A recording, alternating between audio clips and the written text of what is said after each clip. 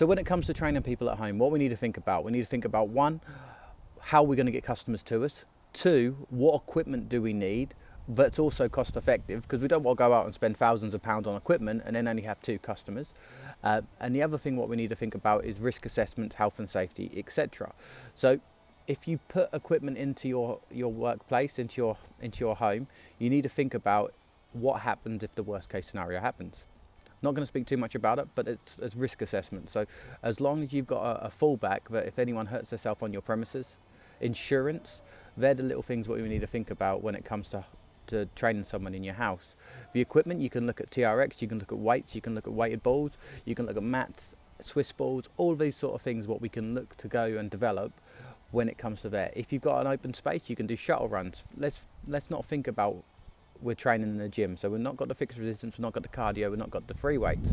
We've potentially got a set of dumbbells, we've got a set of hand weights. But what we need to think about is stuff what keeps people active, keep people fresh, and keep people enjoying. The main important thing is when we go to a gym, the main reason we go to a gym is because it has people in the gym what's going to have, it's a little bit windy outside, want goals, they want to achieve their results. So what they're looking for help and assistance. That's why most personal trainers go to gyms, because they don't need to go out and look for customers, because the customers are already in the gyms.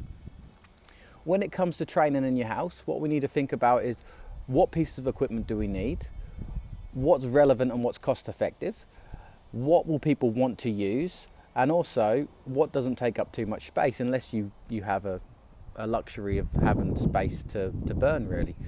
We need to think about, can people get to you? And how do people get to you? So you need to think about what are you going to do to make sure people know that you're personal trainer and you do stuff in your house.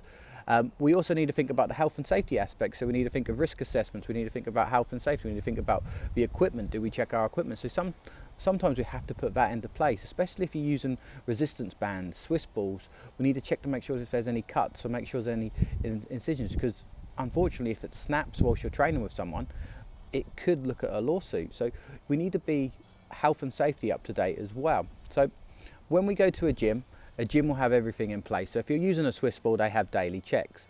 If they're using a piece of equipment, they'll have daily or weekly or monthly checks as well. So it's just being a little bit savvy when it comes to training people in your house or around that environment.